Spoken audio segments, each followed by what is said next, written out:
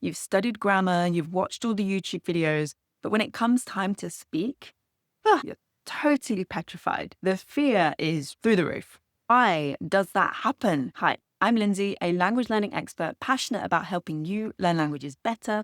And in this video, we're going to talk about why fear is so prominent when it comes to speaking and how we can fix that. We're here right now as part of a little video mini-series to celebrate the launch of the Speak 28 by 28 challenge. And that challenge may well be part of the solution to your fear of speaking. So if you're ready to get started, if you want to find out more, you can do so right now at lindsaydoeslanguages.com/speak. The link is in the description. Firstly then, and this is one of the big reasons why we're so fearful when it comes to speaking. It's very, very common.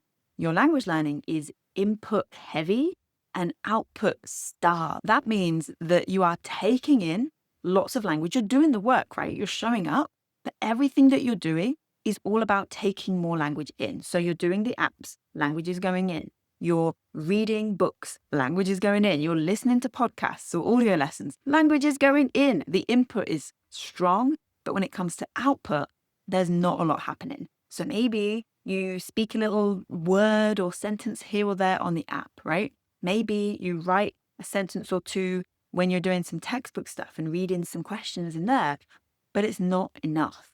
The output is just not enough. And that means that when it comes to speaking, we're doing it in front of people for the first time, which is terrifying. Can you imagine doing anything for the first time in front of a often stranger? No, not fun. So what do we need? How do we fix this? We fix this with a solo speaking habit. And a solo speaking habit is exactly what you're going to develop in the Speak 28 by 28 challenge. Over 28 days, you're going to have the chance with a daily speaking prompt to speak every single day. This works any language, any level. And it really just gives you that chance to build that muscle, to get into that habit of speaking solo, because this is such an important part, being able to speak confidently when you're then in front of others for the first time. This used to be such a downfall for me. If I do not make the effort, I do not speak and write enough.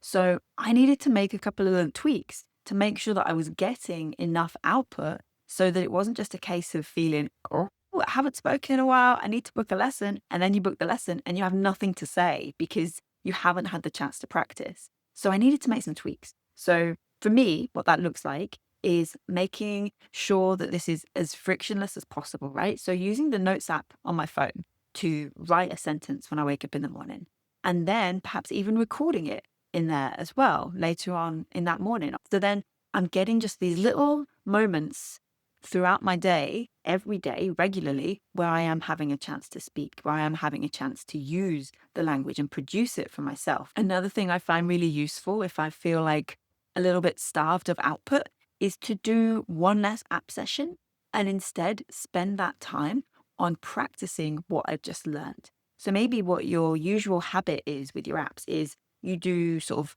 2 or 3 lessons in a row, right? What if you did just one lesson and then spent the rest of that time actually putting those words into sentences?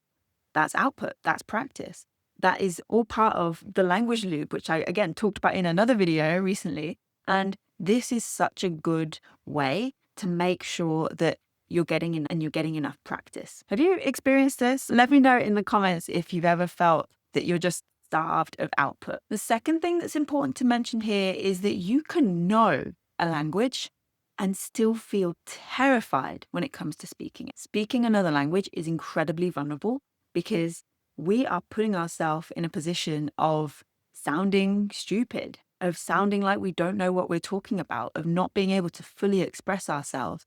And when we do that to the extreme all the time, that's not how we get to feel safe. If we're constantly putting ourselves in perceived danger, that's not how we build that safely and comfortably. So something like the Speak 28 by 28 challenge is a perfect opportunity to have the chance to do so safely, to get that practice in, to get the output without it feeling like constant threat and danger and fear all the time. And the final thing I want to share here is that you don't trust yourself. Because when you don't get enough reps, you don't get enough practice, you don't trust that you've picked the right word, that you've got the right sentence, that you're pronouncing things in the right way. So you need that output to be able to trust your decisions with your languages. And again, solo speaking habit, this is where you can get those safe reps comfortably, where you can build that practice, where you can build that trust without it feeling like constant fear activation. There's someone in front of you and I don't know what to say, right? So being able to have that space is crucial to then be able to trust yourself and know that you've made the right decision, that you've picked the right word, all of that stuff. This all comes back to trusting your language gut. So if you want to be able to do that, to move past fear, to trust your language gut, to get the output that you need without it feeling like constant danger and constant fear and stress, the Speak 28 by 28 challenge is the way to go. You can join right now, lindsaydoeslanguages.com/speak.